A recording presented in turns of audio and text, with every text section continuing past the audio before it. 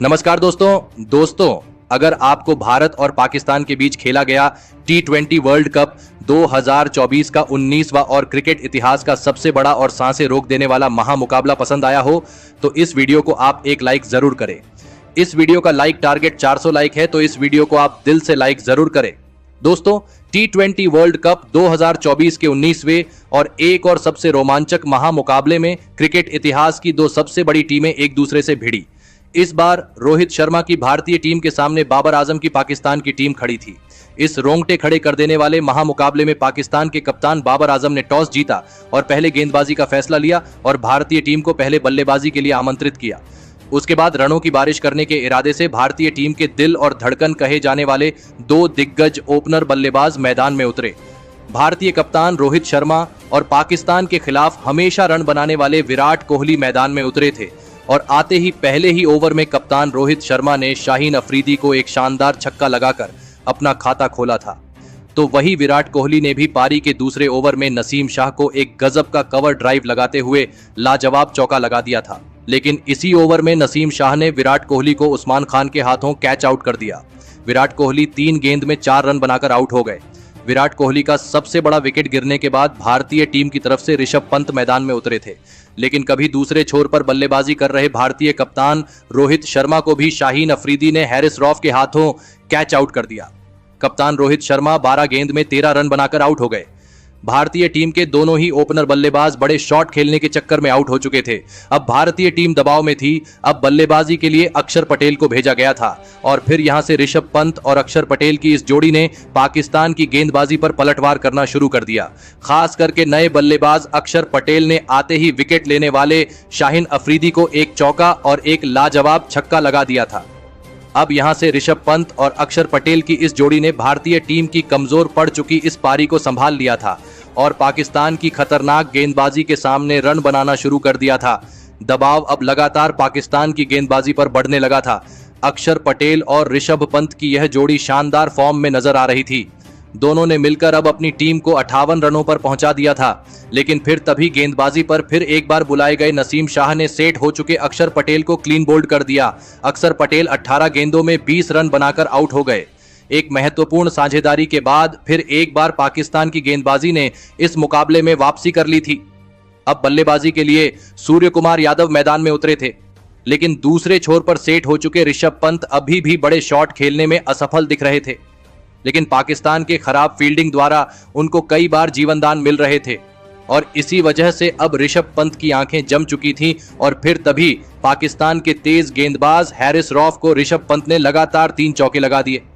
दबाव अब पूरी तरह पाकिस्तान की गेंदबाजी पर था, लेकिन तभी दूसरे छोर पर बल्लेबाजी कर रहे सूर्य कुमार यादव को हैरिस रॉफ ने मोहम्मद आमिर के हाथों कैच आउट कर दिया।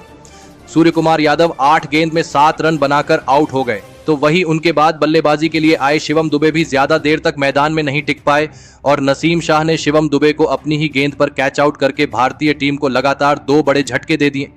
शिवम दुबे 9 गेंद में बस 3 रन बनाकर आउट हो गए। 2 लगातार बड़े विकेट गिरने के बाद अब भारतीय टीम बहुत ही बड़ी मुसीबत में थी। लेकिन अब बल्लेबाजी के लिए हार्दिक पांड्या मैदान में उतरे थे, लेकिन तभी दूसरे छोर पर सेट हो चुके ऋषभ पंत को मोहम्मद आमिर ने बाबर आजम के हाथों कैच आउट कर दिया। ऋषभ पंत 31 गेंदों में 42 रन बनाकर आउट हो गए। तो वही उसकी अगली ही गेंद पर नए बल्लेबाज रविंद्र जडेजा को भी मोहम्मद आमिर ने इमाद वसीम के हाथों कैच आउट करके भारतीय टीम के मध्य क्रम को पूरी तरह ध्वस्त कर दिया। रविंद्र जडेजा तो इस मुकाबले में अपना खाता भी नहीं खोल पाए। अब भारतीय टीम ने केवल 96 रनों पर अपने टॉप के 7 बल्लेबाजों को खो दिया था। अब बल्लेबाजी के लिए अर्शदीप सिंह मैदान में उतरे थे, लेकिन हार्दिक पांड्या पर अब इस मुकाबले की सबसे बड़ी जिम्मेदारी आ चुकी थी और फिर यहां से अर्शदीप सिंह के साथ मिलकर हार्दिक पांड्या ने रन बनाने शुरू कर दिए। लेकिन तभी पारी का 18वां ओवर डालने आए हैरिस रॉफ ने हार्दिक पांड्या को इफ्तिखार अहमद के हाथों कैच आउट कर दिया। हार्दिक पांड्या 12 गेंद में 7 रन बनाकर आउट हो गए। तो वही उनके तुरंत ही बाद बल्लेबाजी के लिए आए जसप्रीत बुमराह को उनकी पहली ही गेंद पर हैरिस रॉफ ने इमाद वसीम के हाथों कैच आउट कर दिया। जसप्रीत बुमराह बिना खाता खोले ही आउट हो गए। पाकिस्तान की खतरनाक गेंदबाजी ने इस मुकाबले में भारतीय बल्लेबाजी के होश उड़ा दिए थे। अंत में नए बल्लेबाज मोहम्मद सिराज और अर्शदीप सिंह ने थोड़े बहुत रन बनाए, लेकिन फिर अंत में अर्शदीप सिंह को बाबर आजम ने रन आउट कर दिया और इसी के चलते भारतीय टीम ने 119 रनों का लक्ष्य पाकिस्तान की टीम के आगे रखा। उसके बाद भारतीय टीम से मिले 120 रनों के लक्ष्य का पीछा करने पाकिस्तान के दो दिग्गज ओपनर बल्लेबाज मैदान में उतरे। मोहम्मद रिजवान और पाकिस्तान के कप्तान बाबर आजम के कंधों पर इस हाई प्रेशर मुकाबले में अपनी टीम को एक विस्फोटक ओपनिंग शुरुआत दिलाने की बहुत ही बड़ी जिम्मेदारी थी और पाकिस्तान की इस ओपनिंग जोड़ी ने मैदान में उतरते ही भारतीय गेंदबाजी पर रन बनाना शुरू कर दिया और एक शानदार ओपनिंग साझेदारी बना दी। भारतीय गेंदबाजी कम रन हाथ में होने की वजह से दबाव में थी, लेकिन तभी गेंदबाजी पर आए भारतीय टीम के सर्वश्रेष्ठ तेज गेंदबाज जसप्रीत बुमराह ने विरोधी कप्तान बाबर आजम को ही सूर्य कुमार यादव के हाथों कैच आउट कर दिया। कप्तान बाबर आजम 10 गेंद में 13 रन बनाकर आउट हो गए। बाबर आजम का बड़ा विकेट गिरने के बाद अब पाकिस्तान की टीम की तरफ से उस्मान खान बल्लेबाजी करने मैदान में उतरे और फिर यहां से एक छोर पर सेट हो चुके मोहम्मद रिजवान के साथ मिलकर उस्मान खान ने फिर एक बार भारतीय गेंदबाजी के सामने पाकिस्तान की इस पारी को संभाल लिया और एक और साझेदारी बनाना शुरू कर दिया। भारतीय टीम लगातार विकेट लेकर ही इस मुकाबले को अपनी तरफ खींच सकती थी, लेकिन पाकिस्तान के बल्लेबाज ऐसा नहीं होने दे रहे थे। दबाव अभी भी रोहित शर्मा और भारतीय टीम पर दिख रहा था। खास करके मोहम्मद रिजवान भारतीय टीम के लिए एक बड़ा खतरा बन चुके थे, लेकिन तभी गेंदबाजी पर आए अक्षर पटेल ने सेट हो चुके उस्मान खान को एलबीडब्ल्यू आउट कर दिया। उस्मान खान 15 गेंद में 13 रन बनाकर आउट हो गए। अक्षर पटेल ने फिर एक बार भारतीय टीम की जीत की उम्मीदों को जगा दिया था। भारतीय टीम की अब वापसी होती हुई इस मुकाबले में दिख रही थी, लेकिन बल्लेबाजी के लिए आए फखर जमान ने आते ही अपने हाथ खोलना शुरू कर दिया, जिसने फिर एक बार दबाव भारतीय टीम पर डाल दिया था। लेकिन फिर तभी गेंदबाजी पर आए हार्दिक पांड्या ने खतरनाक बल्लेबाजी कर रहे फखर जमान को ऋषभ पंत के हाथों कैच आउट कर दिया। फखर जमान 8 गेंद में 13 रन बनाकर आउट हो गए। इसी तरह लगातार विकेट निकालकर भारतीय टीम इस महामुकाबले में जीवित रह सकती थी।